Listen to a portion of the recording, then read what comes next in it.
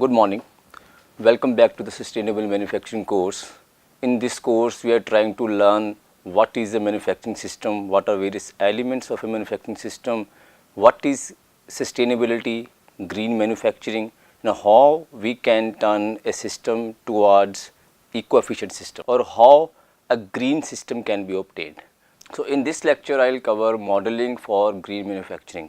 This model is actually a system model.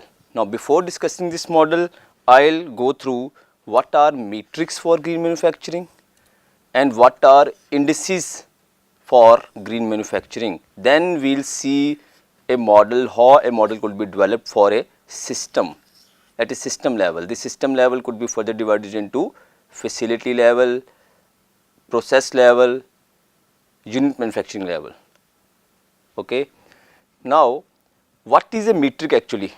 Metric is something that is used for measuring. Now, metric is a system or standard of measurement, and when we say metric for green manufacturing, these metric can be broadly divided into the three pillars of sustainable manufacturing. If you remember, what were these three pillars here? Economic, environmental and societal. These three pillars were there. Now, these metric can also be divided into these three pillars. Now, in this part of our course, we will try to learn or we will try to provide a baseline for understanding the existing economic, social and environmental metric systems. So, first of all, I will start with economic metrics.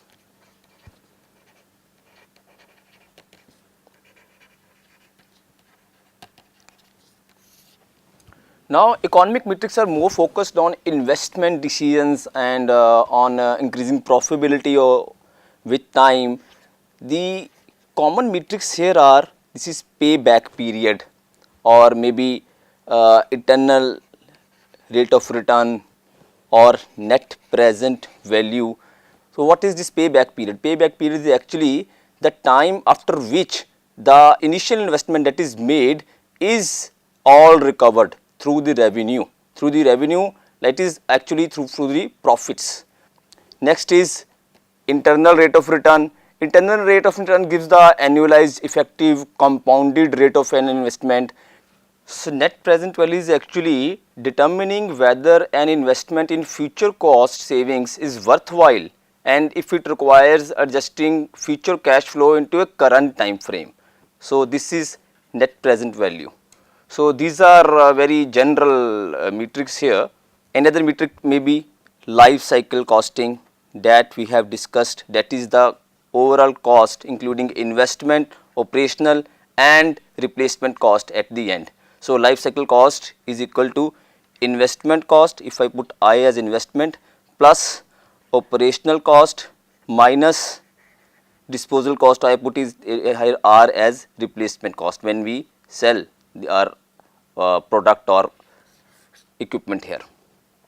So, next metric here I like to discuss is cost of ownership. This is cost of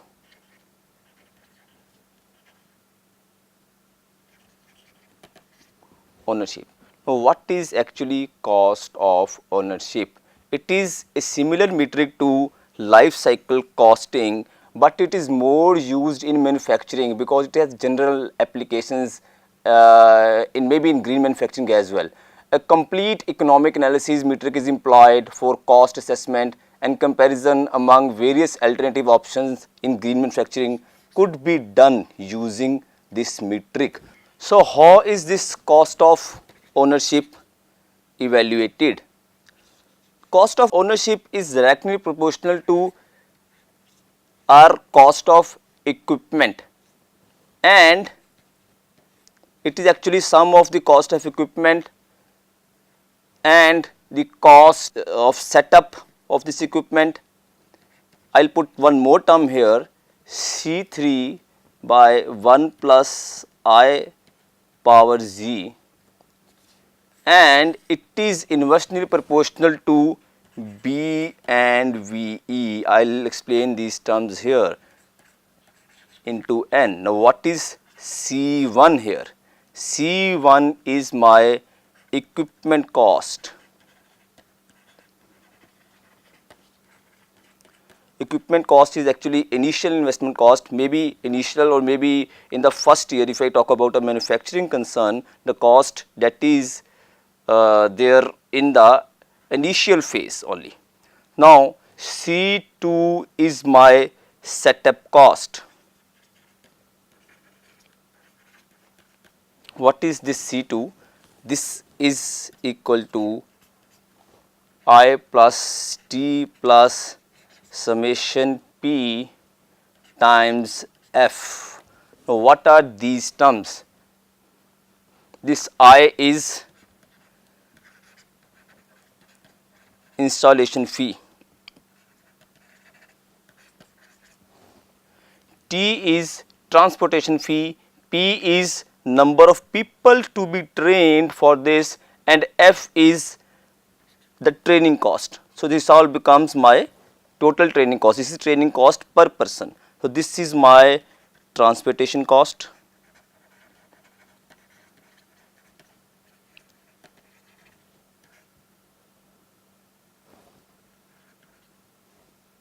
I call it cost or fee, it all depends. Then number of workers or people to be trained to make this setup, and this is training cost. Training cost per person. So, this total becomes my total training cost. So, this setup is my installation, transportation and training. Now, what is this 3C3? This becomes equipment, this is setup. So, what is C3? C3 here is my annual operational cost. So, this is working in the same fashion as we did in our life cycle costing. So, this is my annual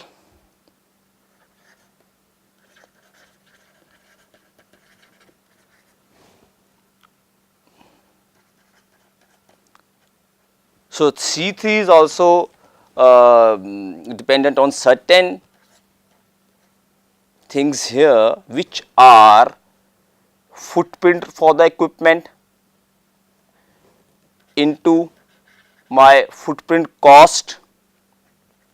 I am talking about green manufacturing here. So, this is my carbon footprint. So, plus the electricity that is consumed, I will put it U, electricity consumed per year into electricity rate of electricity, plus summation O. This O is actually sum of all the consumables. Also, we have one more term here, that is H into RM. Now, what is H here? H is my downtime. H is downtime and R is maintenance cost, and this becomes total maintenance cost here. So, in this case, this S is, I would write here, footprint.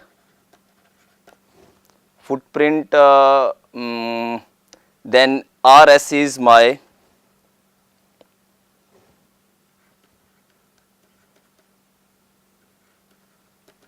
footprint cost or maybe rate.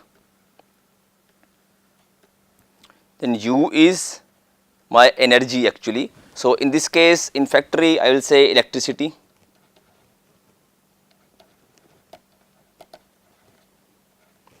Then RE is my rate of electricity.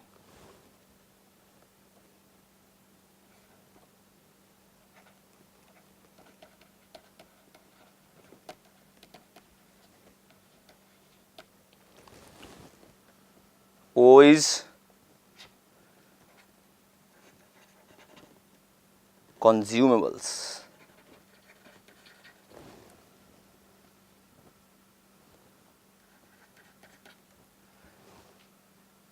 H is downtime, that is in maybe hours or minutes or seconds, and RM is my maintenance cost per hour. Cost per unit time, I would say.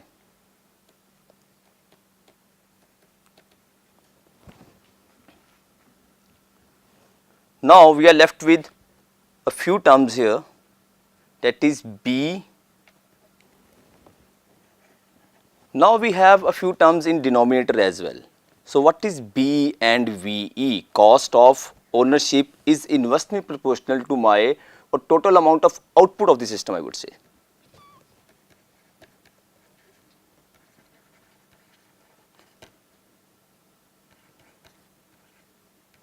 Total amount of output, and VE is economic value of unit output.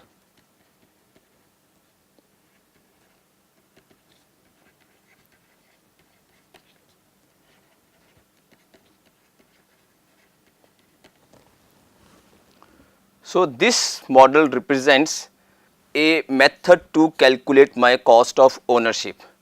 Now this model was given by Deet and others in 2013.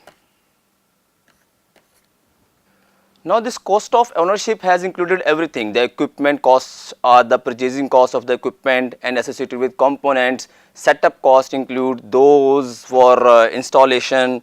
Then I have this one, operational cost, that is the cost of operating. Then this includes everything: engineer training, labor cost, installation in the facility, annual operational cost, electricity consumed, factory floor place, that is occupied, maintenance cost, consumables. So this model is a kind of comprehensive model in comparison to the previous model, LCC model, which we discussed. So it is better to use this as a financial metric. Now other metrics are in these concerns: environmental and societal. Now environmental metrics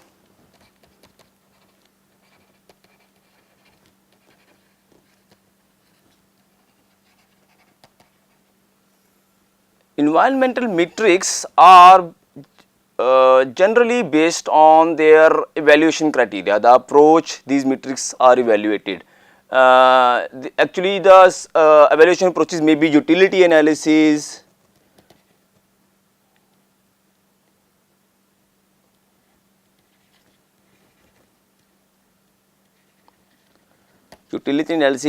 which is the combination of qualitative or maybe quantitative criteria to a quantitative results. Weightings of each criteria are subjective to the user who is using this one. Then we have maybe with utility we can even have harm plus utility analysis.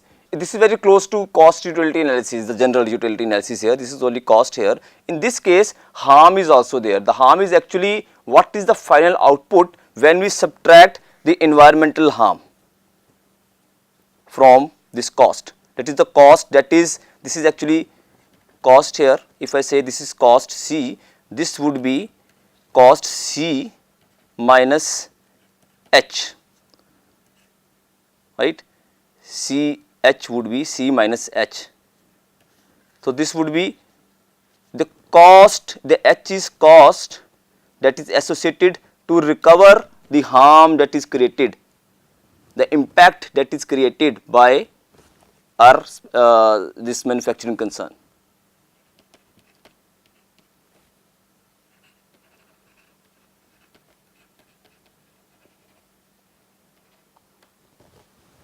So these terms are very broad. We need to further quantify this.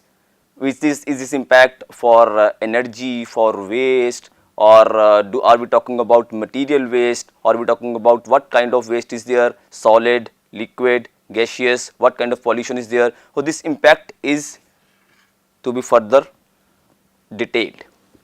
Now, approach for critical quantities might be one of the things. The critical, for example, only one quantity. So, I would rather say special or maybe single quality. So, I would rather say here single quantity constraint.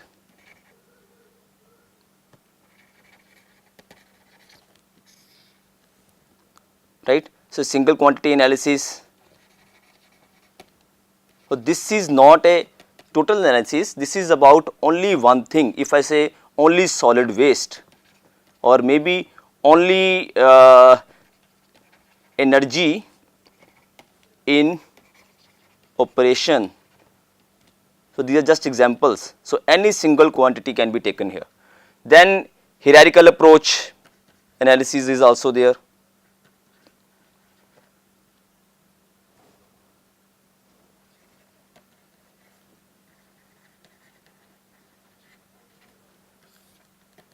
In this case, the criteria are structured according to the hierarchy. So, at what level of hierarchy is it impacting? It all depends upon this.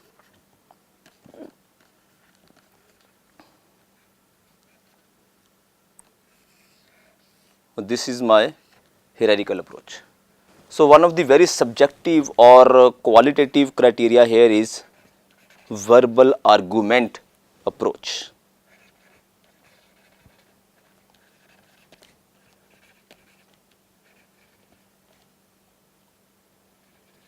So, in this what happens when something is not very easy to be quantified.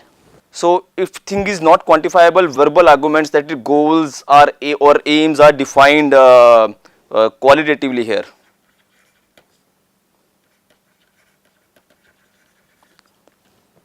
And verbal argumentative approach is used for quantification if any of the other criteria is not available. For example, the internal customers, the workers, or maybe the users or the other stakeholders may be asked that what do you feel about the environmental impacts of this specific product or maybe specific concern in or in a factory. So, this is a very subjective approach here.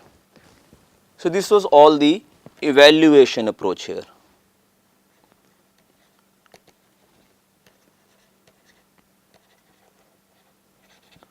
Also, the environmental metrics can be defined or can be classified according to their aggregation method, that how these different criteria are aggregated.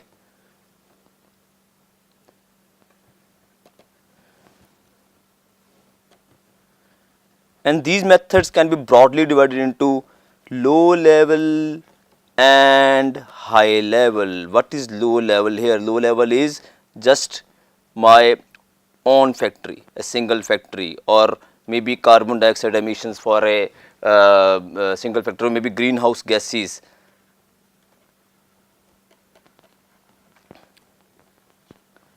If I take it to further extension, then maybe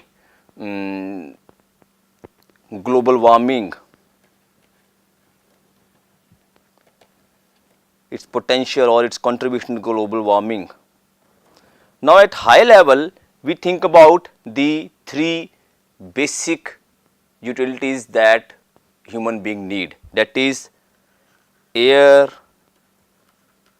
land and water. Now, this is all broadly the environmental matrix. Next, I will come to the societal matrix.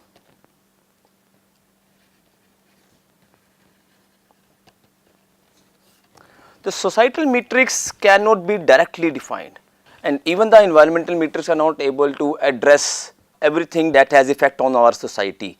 For example, the injury and fatality rate, I would put here injury in the factory, or maybe fatality rate or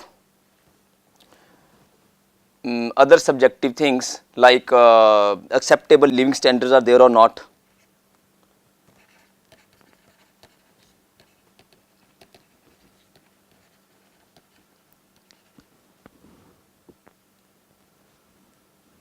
So these are there is no direct metric or direct evaluation criteria to get our societal metric or societal evaluation. Now, for example, I took the example of our leather manufacturing in Kanpur. The water that is disposed to river Ganges here has chromium based impurities in that, and that is affecting the society, that is affecting the living standards or across the banks of river Ganges in Kanpur city. Now, that had an effect on the society here. Now, actually the leather industry is relocated from this place. Now, all these things, the effects, the skin rashes that were being developed, the other effects that were the health hazards that were being developed, that the environmental metric is not able to evaluate. So, different studies are carried out to find out these effects. Broadly, these can be divided into internal and external. Internal effects and external effects, and the metrics that those are associated with these effects. The internal effects, these can for example, the workers who are working in a maybe cotton manufacturing or some cloth manufacturing company, he is having some problem of breathing, or maybe the people who are working with our FRP, fiber reinforced plastics. So, the styrene level there is very high. So, workers generally get the styrene went into their lungs. So, that also creates health hazards. So, these kinds of internal hazards may create dissatisfaction.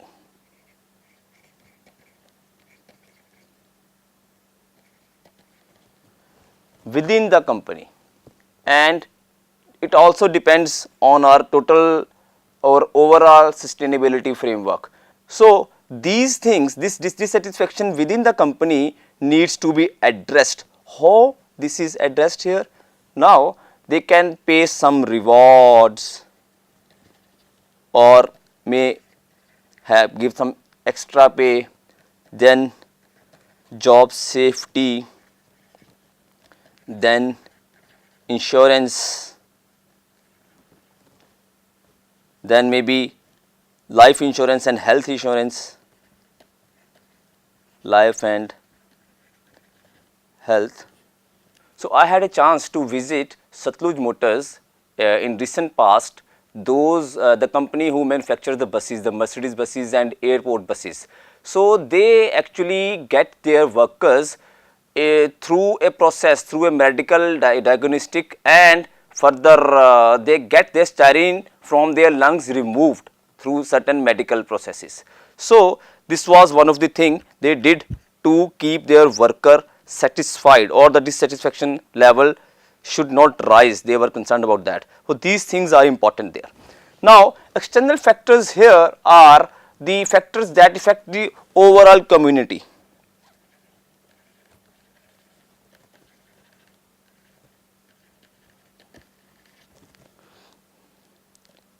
That is everybody who is connected to my manufacturing concern.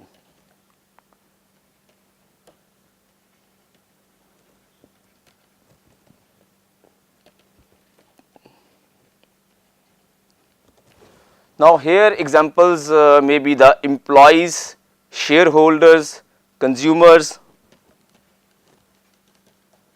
employees, shareholders,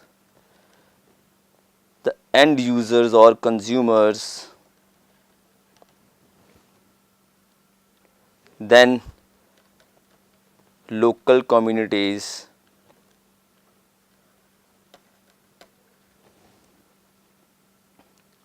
similarly, some definite social accountability as a total contribution that company makes to society has to be there.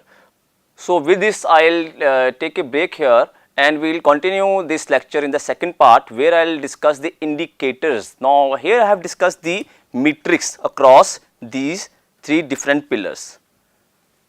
So these are three pillars I have discussed. What are the metrics for this one? Next I will come with the indicators. So what are indicators? Indicators is a thing that indicates something or that tells at what level or what state our system is. So what are the indicators for green manufacturing? And OECD has given certain indicators at input, operational and output levels. OECD is actually a organization for economic cooperation and development, which is an international body which works towards the social well-being of people all around the world. It has come up with certain indicators for green manufacturing. We will discuss those in detail, and also we will discuss certain indicators, those are at system, overall system and at product levels. This we will discuss in the coming lecture. Thank you.